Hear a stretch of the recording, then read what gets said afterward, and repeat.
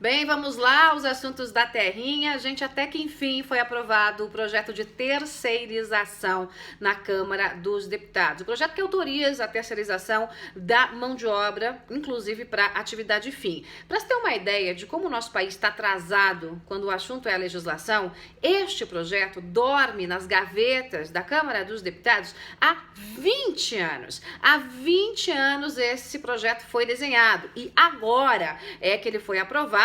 E foi aprovado ali até apertadinho, né? Não foi com folga, não, dentro da Câmara dos Deputados, o que chegou a causar um estranhamento dentro do Palácio do Planalto, porque o Palácio tem a maioria, o presidente tem a maioria, mas mesmo assim muitos deputados votaram contra, inclusive deputados do PMDB, quer dizer, do próprio partido do presidente da República, e deputados do PSDB, que é o partido que mais dá apoio, né? A maior base aí do presidente da República depois do próprio PMDB. Pois muito bem, noves fora, o projeto foi aprovado, segue para a sanção do presidente Michel Temer e isso dá um pouco mais de modernidade, né, para as relações trabalhistas. No Brasil, é absolutamente um caos contratar, né? O Brasil é engessado pela CLT, uma série de leis burocráticas que amarram tanto o trabalhador quanto o empresário. Então o empresário muitas vezes não contrata.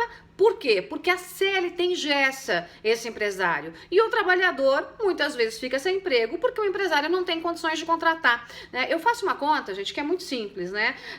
Um funcionário, né, que produz a mesma coisa no Brasil e na China capitalista, tá? De uma montadora de carros, por exemplo. Aqui no Brasil ele ganha metade do que vai ganhar um chinês. Mas ele custa o dobro do que custa o chinês. Como é que faz essa conta? É porque tem um ladrão no meio do caminho e esse ladrão chama-se governo. Então, através dos tributos, através da mordida de impostos e mais impostos, é que nós vemos aí a nossa economia cada vez indo mais pro buraco, porque apesar da arrecadação, o que a gente vê é roubalheira, esse dinheiro não volta em benefícios para a população brasileira. E é muito fácil até para vocês que moram nos Estados Unidos, que acompanham a BRTV Boston, façam um comparativo simples, preço de carro. No Brasil e nos Estados Unidos, faça o comparativo. Quanto custa um carro no Brasil, quanto custa um carro nos Estados Unidos?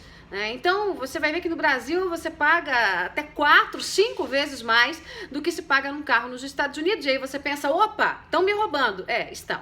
No Brasil, tem um ladrão no meio do caminho, esse ladrão é o governo. Então, o projeto de terceirização vai flexibilizar um pouquinho essa questão trabalhista, né? E pode dar aí, criar mais uma perspectiva de geração de empregos e ao mesmo tempo dar um pouquinho de fôlego para o empresariado. Ainda não é o ideal, porque como eu disse para você, essa legislação é antiga. Mas mesmo não sendo o ideal, o nosso Congresso pode piorar essa legislação, porque o presidente do Senado, Eunício Oliveira, já deu declarações de que, mesmo esse projeto sendo aprovado, já encaminhado para o presidente, para a sanção, ele não sancionou ainda, mas deve sancionar nos próximos dias, o Senado já está fazendo um remendo para piorar o projeto que já é antigo, já não é uma maravilha, né?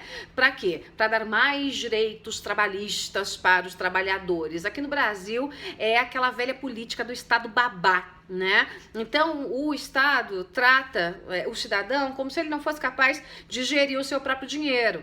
Então ele tem que morder o imposto, ele tem que fazer o seu fundo de garantia, ele tem que morder o seu INSS, mesmo que isso volte num valor muito menor para você no final aí de todos os anos trabalhados, né? Quer dizer, vai exatamente na contramão das economias sólidas, das democracias sólidas, mas é o nosso Brasil de sempre que ainda precisa ser mudado. Outro assunto que envolve a economia e a política são ainda os reflexos da Operação Carne Fraca, aquela que pegou com a boca na botija 21 frigoríficos investigados por venderem carne adulterada, carne em estado de putrefação, carne com material químico para disfarçar o estado de putrefação, carne com material cancerígeno, enfim.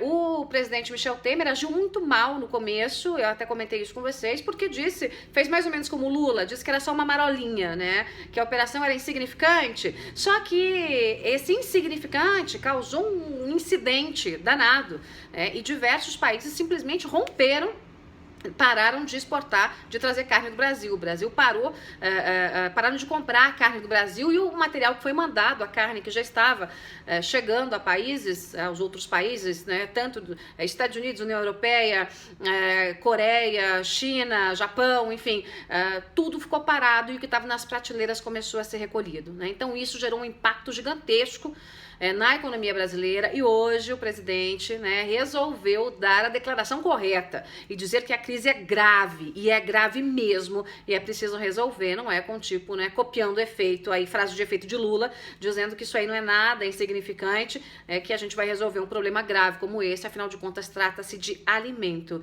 do que chega à mesa do brasileiro e à mesa dos consumidores de outros países do mundo, né, que compram a carne brasileira. O prejuízo é gravíssimo, né, é muito alto, houve uma queda na Bolsa de Valores também, despencou as ações aí das empresas envolvidas, despencaram, né, e o prejuízo da casa, né, já está na casa aí dos milhões e milhões de dólares nesses poucos dias de efeito da Operação Carne Fraca. Cabe agora ao governo brasileiro, já que, né, a corrupção foi feita entre frigoríficos e agentes do governo, cabe ao governo brasileiro dar punição exemplar e retomar a excelência na produção e exportação de carne. É isso, pessoal. Vou ficando por aqui. Muito obrigada pela companhia de todos. Nos falamos semana que vem, aqui na BR TV Boston. Tchau, tchau.